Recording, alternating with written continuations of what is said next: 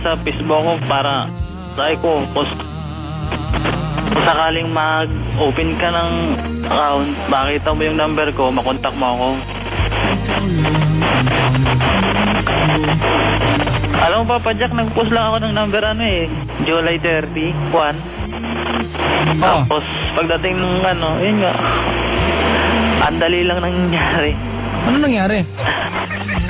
July 31 ako nag-post ng number.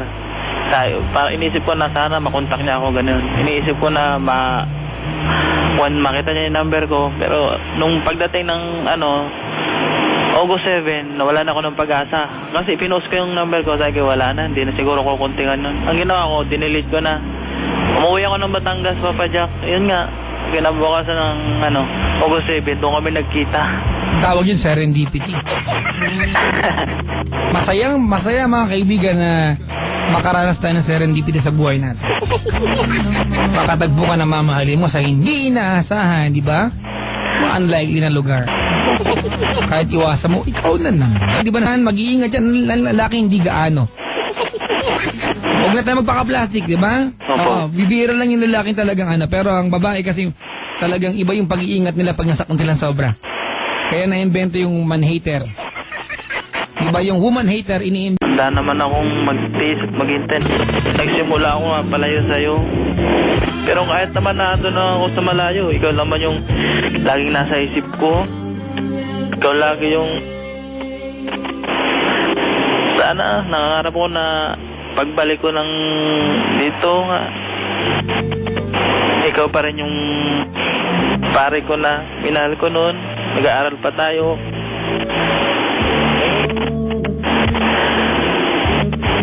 Kasi hanggang ngayon talaga mahal na pa rin kita. Hindi ako nahiya kay Papa Jack na tumulo yung luha ko kahit sabihin na isa akong doon lalo. Malambot ang puso ko pagdating sa ganito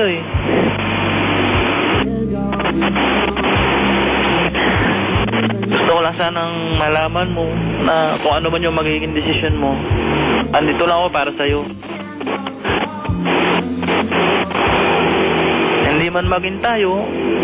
Huwag mo sabihin niya, baka magkatotoo. Yung gusto mo sabihin mo, di ba na gusto mo maging kayo?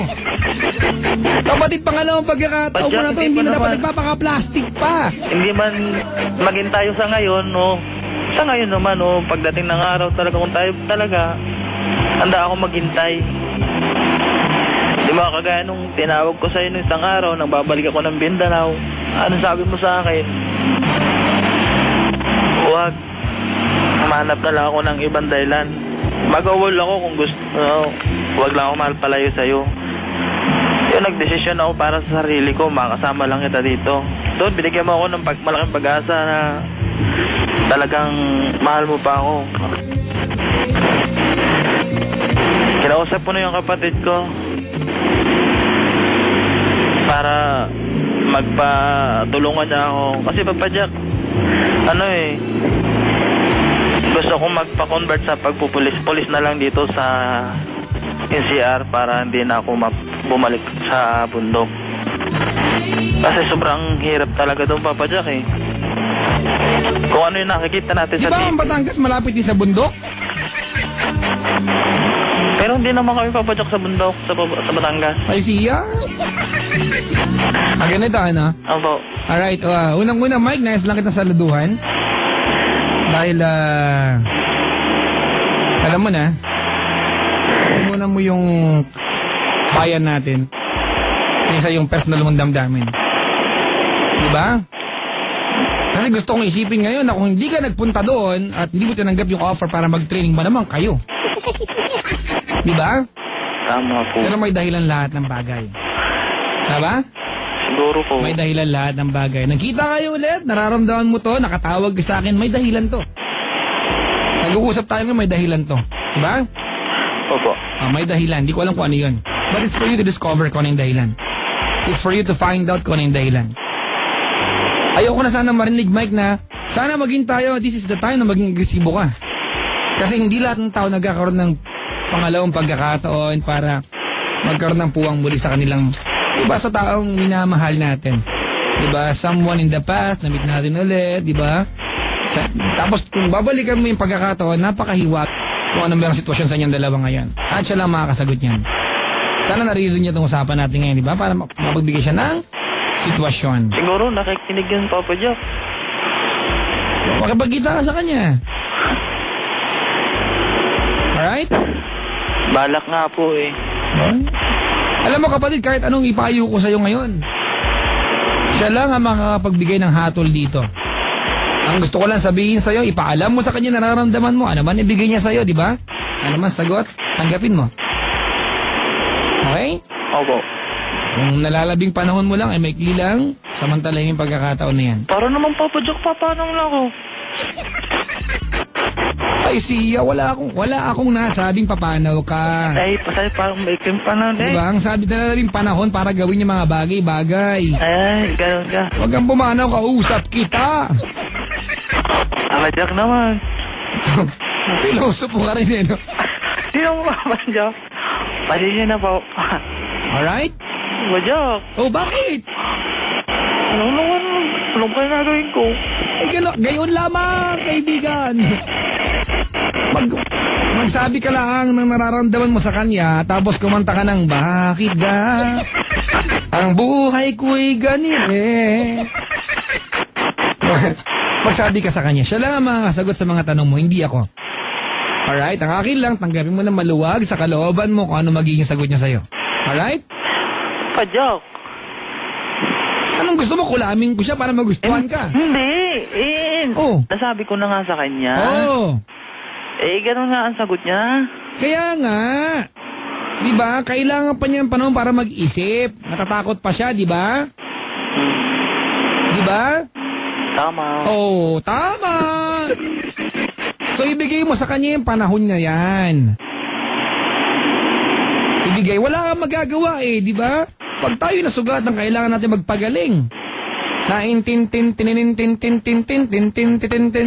mo. Naintindihan, Papa Jack. Oh, di ba? Ganun lang yun. Kahit anong ipayo ko sa'yo, hindi mo pwedeng puwersahin dudugo. Di ba? Ang akin lang, gawin mo yung paraan mo, kumbinsihin mo siya na maging bahagi ng buhay mo. Tandaan mo, may nagawa kang kasalanan sa kanya, iniwan mo siya. Di ba? Opo. Oh, naiiwan siya ulit ngayon, di ba? Kaya siya walang asawa, tama? Naandiyan ka na naman, ikaw yung lalaki na iiwan sa kanya. Ganito nga po yung kailangan makumbinsi mo siya, kailangan maramdaman niya na this time, pag nag-invest siya ng emosyon sa'yo, hindi mo na siya iiwan ulit. Naintindihan mo. Ito nga, Papa Jack, ang problema. Ngayon nga sabi nga ako sa kanya, nga, nalaman ko na yung damdaman niya para sa akin din. Na pares lang kami naramdaman. Tatanggapin niya ako. Kaya lang itong sinabi ko sa kanya na ngayong September ay babalik nga ako ng Mindanao. Doon siya para bago na naman ng ano. Ano ba yun? Ay, susiya? Ang nga sinasabi ko sa'yo, di ba? Sinasabi ko sa'yo, di ba? Kailangan gumawa ka ng sakripisyo ngayon. Kailangan iparamdam mo sa kanya na itong pagkakataong ito, hindi mo na siya iiwan muli. Kung ano man yung paraan na yun, hindi ako makakasagot. Ikaw din mismo. Diba? Papa Jack. Oh, bakit? Ako may tanong lang din. Ako may kasagutan dyan, kabayan. Malalim na ang gabi. Gusto ko rin ng parehas. Tama man parehas. Tatanong ko lang, alin ba ang mas mahalaga, ang karangalan o ang pagmamahal? Pareho laang. Hindi mo ang karangalan ay nakala sa pagmamahal. Ang pagmamahal may kasama ang karangalan. Papa Jack, hindi naman pwede pagsabay ng karangalan at pagmamahal. Kapatid, ito kabaro, kabayan. Sagutin mo tong tanong na to ha, kahit hindi na ngayong gabi. Kapag etong babaeng ito tuluyang nawala muli sa piling mo na hindi mo ginawa ang lahat ng pwede mong gawin, magiging masaya ka buong buhay mo? Hindi, Papa Jack. Okay. Kapag nawala ka sa pagiging sundalo, hindi naman sa mga kaibigan, huwag niyo mamasamain si Papa Jack, Alright? Ayun, Papa Jack. Pag nawala ka sa pagiging sundalo, may iba ka bang naiisip na paraan para pagsilbihan ang ating inang bayan? Meron po. O, meron pala eh. Di ibig sabihin, pwede mong pagsabayin yan nang wala nawawala sa'yo. Ali Papa Jack, yun na nga ang gusto ko sabihin sa'yo kanina. Naunahan mo lang ako. Ay, yung pala, bakit nagtanong ka pa sa akin? Alam mo pala ang katugunan. Lingaw. Naguguluhan na tayo parehas dito. Ay, bakit ba gani, Ray? Oo nga. Masyado nang masakit ang aking bumbunan sa'yo. Oo nga, Papa Jack. Oo, siguro pa. Sa mga ano po, sundalo natin, ha? Alam nyo, ito po, wake up call, no? Papa Jack. Sa mga, teka lang, kasi sabihin ako, ha? Ito, alam ko, magsasang-ayon ka sa akin, ha? Sige po. Mga kaibigan, ha, sa mga opisyal na nangungurakot, ito po ang pinupusta ng ating mga, di ba? Ng ating mga kasundaluhan na pinapadala sa bundok. Hindi na yung sirang ang combat shoes. Hindi na yung walang uniforme. Malaking ano yan, pero yung mawala ka ng minamahal mo, di ba? Kahit sa ganung aspeto na lang, di ba? Sana yung pondo, kung kanila na. Huwag nyo kupitan. Tingnan nyo, di ba? Oh. Wala lang, baka lang ma-realize natin. Nasa tuwid na daan. Naisip ko lang. Di ba? Hello? Hello, Papa Jack. Oh, ano? Hindi siya, nagbibigay galang ako. Nagsasalita kaya tumigil muna. Ay, maraming salamat. Nagbibigay pugay lang ako sa kabayanihan ninyo. Pero ngayon, Papa Jack, yung gabi to huwag muna akong turing muna sandalo. Ha? Hindi muna ako sandalo ngayong gabi. Pasensya ka na, kaibigan, dahil ng dahilan kung bakit ka nawala ng kasintahan at minamahal sa loob ng 8 taon. O sige na, maraming salamat sa iyong pagtawag. Maraming salamat din, Papa Jack. Mag-iingat ka. Ikaw din, Papa Jack. Oy, kiss mo nga ako. Ay, huwag na. Sige na, magka-brad naman tayo. Wala naman. Sa chicks lang. Wala. Sige na. Sa chicks lang. Dali Ay, na. kalayo Oo, ganun mo. Ganun ka lang. O mo. Ang galing. Naramdaman ko ba ang daplis ng kikiam? Ang kikiam na yan, uso naman, ha? O, sige. Kikiam. Salamat sa pagtawag, ha? Maraming salamat din, Papa Pagka Jack. nagkatuluyan kayo nitong itong babae na to, sana madalaw niyo ako din, ha?